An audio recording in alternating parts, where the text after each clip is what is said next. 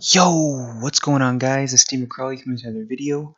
Today, some more VGC 17 battles here on the battle spot. Still using the same Mandibas Tapu Fini team.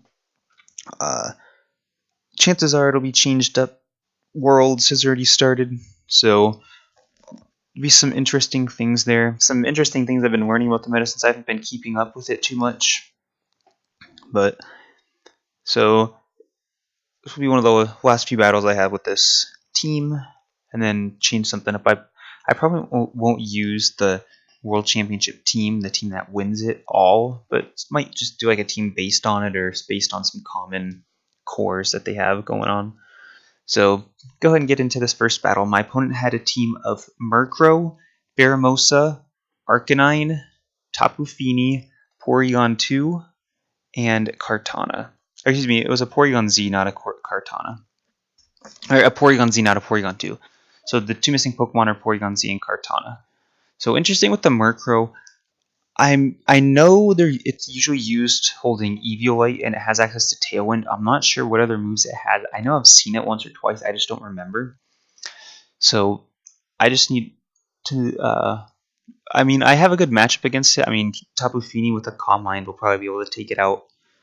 Arcanine will be able to do a whole bunch of damage to it. So I don't need my Garchomp here. The only thing that's going to be good against is his Arcanine, but it's not going to be. Tapu Fini handles Arcanine pretty well as it is. And then Kartana to help me deal with his Fini and his Porygon Z as well. So I'm going to go ahead and get started with the first battle here. So, and with the Porygon Z, it's probably it would have been like a Z conversion kind of Pokemon, since that's really the only reason you'd carry it, or like a Z Hyper Beam, I suppose, Z Adaptability Hyper Beam. So my opponent's gonna lead Pheromosa Murkrow, and I was like, okay, that's interesting. I just don't know what to expect here. I mean, like I said, I'm pretty sure I know Murkrow gets access to Tailwind. But I just didn't know what to expect. I was thinking maybe he'd Poison Jab. I mean, maybe I shouldn't have switched out, because at the end of the day, he wouldn't have been able to knock me out without a crit. So I switch in to get the Intimidate off onto the Pheromosa, expecting the Poison Jab into that slot. And then he's going to switch out his Murkrow and the Tapu Fini, which I found really interesting. And here I see the Z move, and that's an all-out pummeling. And I was like, oh, wow. I highly doubt that's going into the Fini. It's probably going to be going into the Mandibas to get off the neutral damage. If it was in Fini, would have been resisted. So unless if he predicted the switch, but it is going to go into Mandibas. So he has Z high jump kick, but that's going to do 60% or so thanks to the Intimidate, and I'm able to get my Tailwind up. So nice Tailwind for me. Z move down for my opponent. Still a little tricky though, since he has Tapu Fini and I have Arcanine. So he's going to reveal his last Pokemon, which is going to be Arcanine. Is he going to get the Intimidate off? And I just went for Flare Blitz into the Pheromosa, since I know it wasn't Focus Sash. I just wanted to see if he'd leave it in and kind of sacrifice it. I mean, it's not really that good against the Pokemon I had remaining anyways. And I went for Snarl here, since I was predicting the Muddy Water into Arcanine. And I felt like a Flare Blitz, even if I would have picked up the knockout on Pheromosa with all the damage I would have left after a Snarl, I would have been able to survive.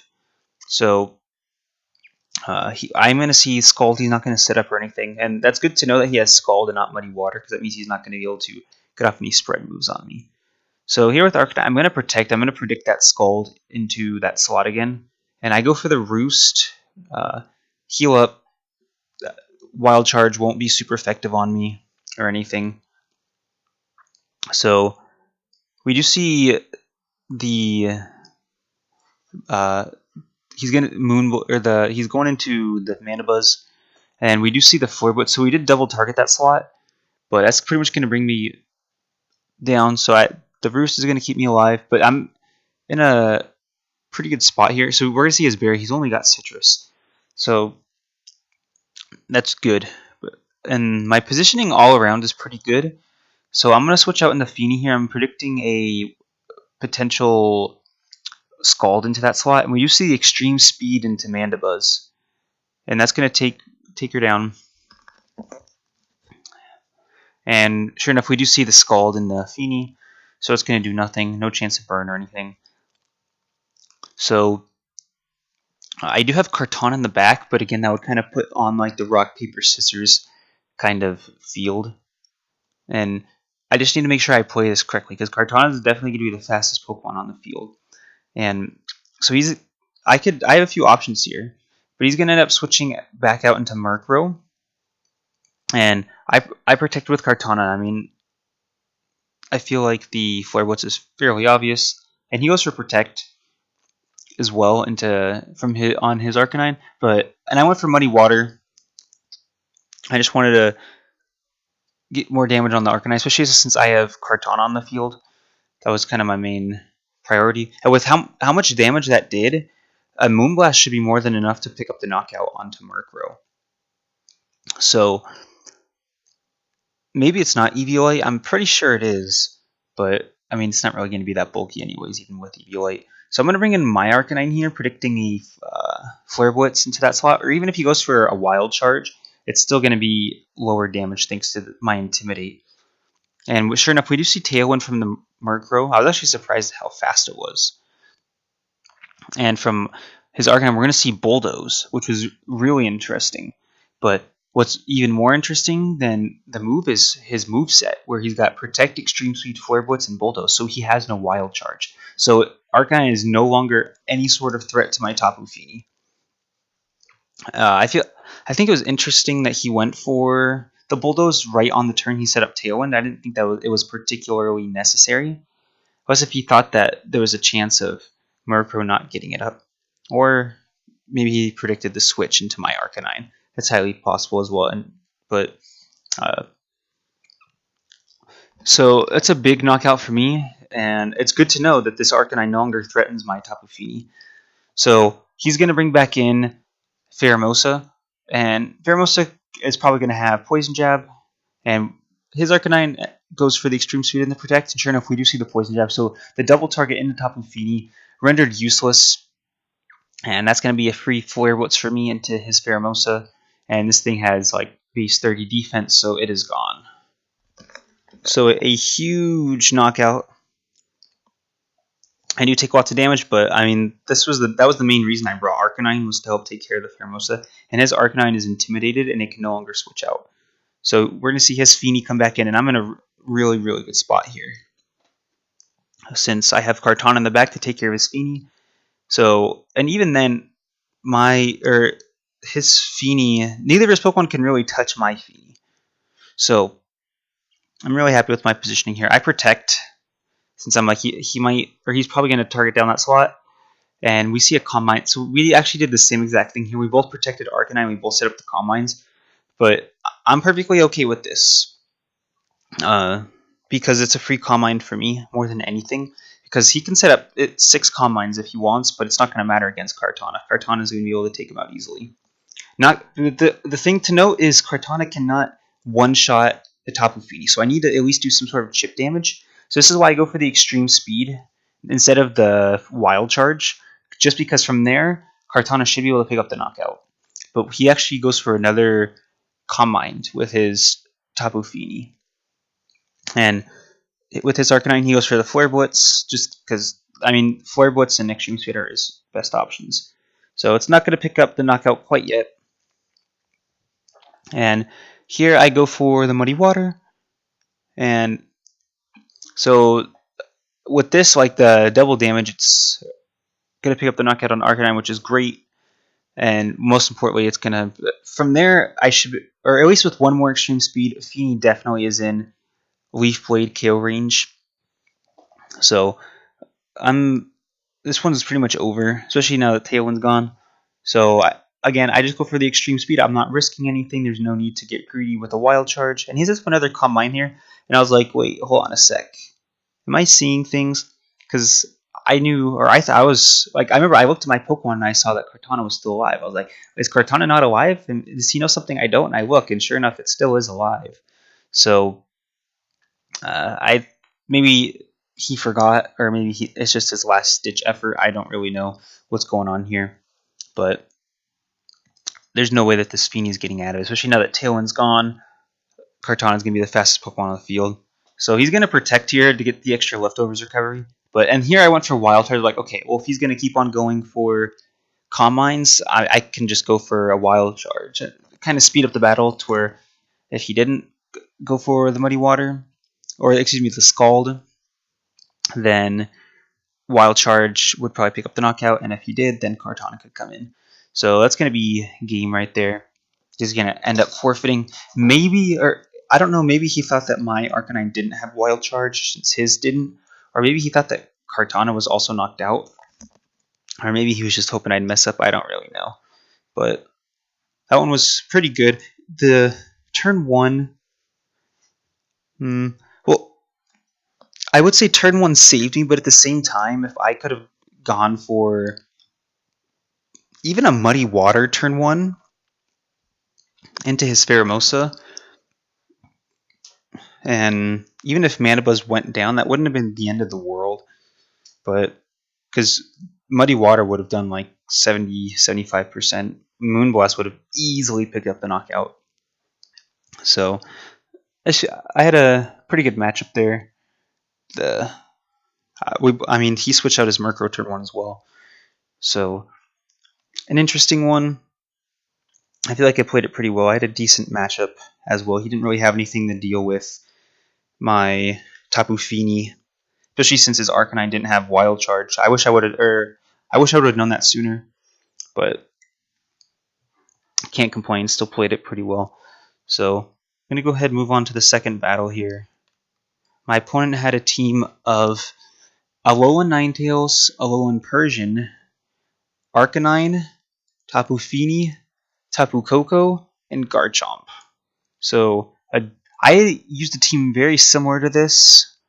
With the Persian, the Arcanine, the Fini, and the Tapu Koko, where it was like a dual terrain, and then the Z crystals on Tapu Koko, so I could go with a Z or with a pretty much a Z Moonblast or a Z Thunderbolt, depending on the terrain, because you'd use nature's power, which would change depending on the terrain.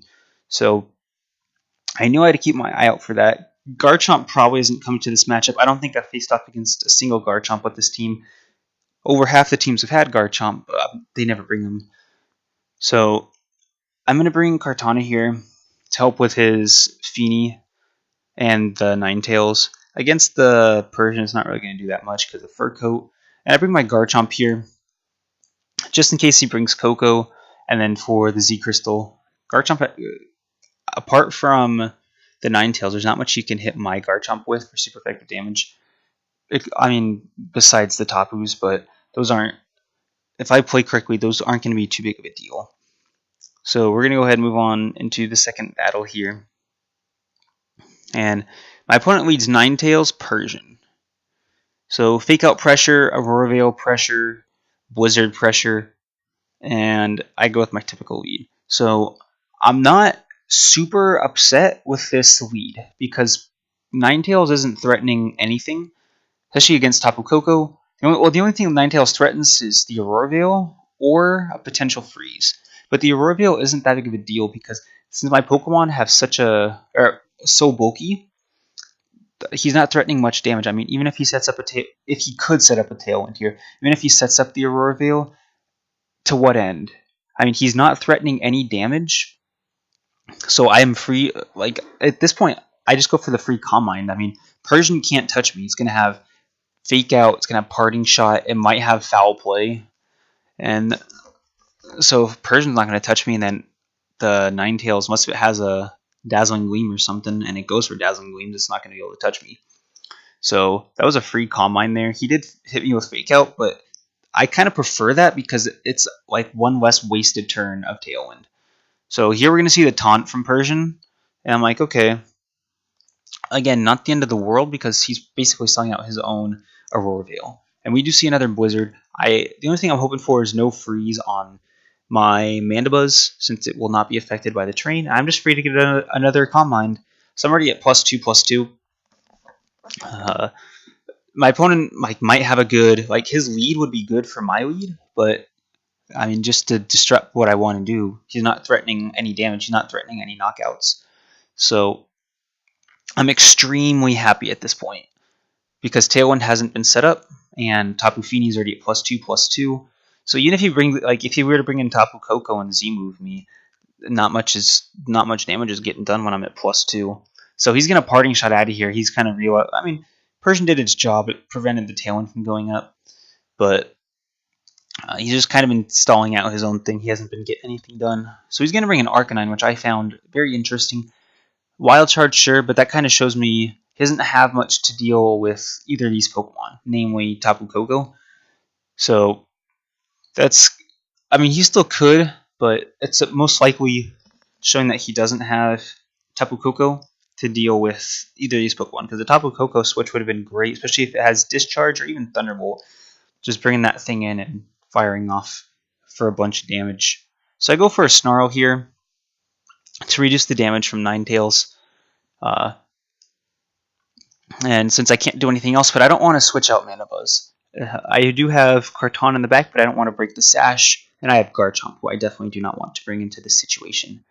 So Tapu Fini is just setting up over here, becoming a huge threat. A huge threat. At this point, I can one-shot Arcanine and Persian. So I protect here. I wanted to see if he was going to Wild Charge me, and we see the Freeze Dry from Ninetales. So a huge protect there from me. So, I mean, the Freeze Dry is not going to be doing much anyways. I think I'm at +3 special defense. But I do get another Snarl off. So this Ninetales is going to be doing no damage. I think it's at -2 and I'm at +3.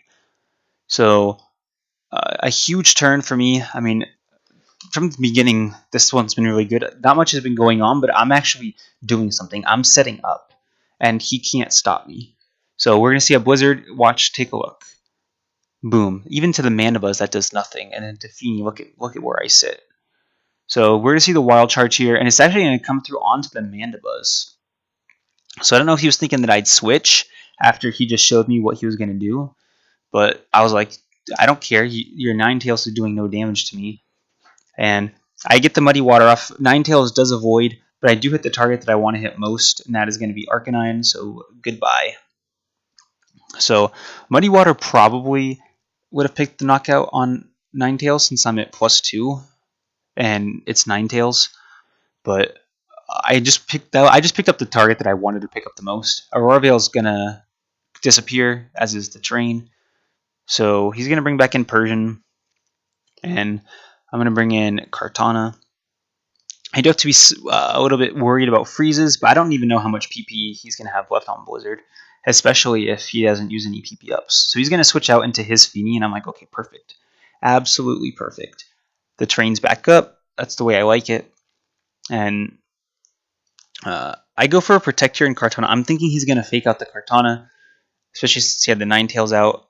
And I protect. Well, actually, and then I protect there. But we do see a parting shot into Fini. So what he was trying to do is he was trying to reset back up the Hail instantly. So lucky for me, I went for the double protect. I was thinking I didn't need to because he's not going to be doing that much damage. But I'm really glad I did because that prevented him from getting the Hail back up immediately. So you see how much Leaf Blade does. And I go for the Moonblast into the Persian. Just because I was like, he might protect. It'd be like the kind of normal thing to do. And if he doesn't, I mean, this situation is really good for me. I mean, I just go for a Muddy Water or whatever. A Moonblast into the Tapu Fini and it's gone. So I'm really happy with my position right now. Especially since all he has left are 2 special attackers. And I'm at +3 special defense.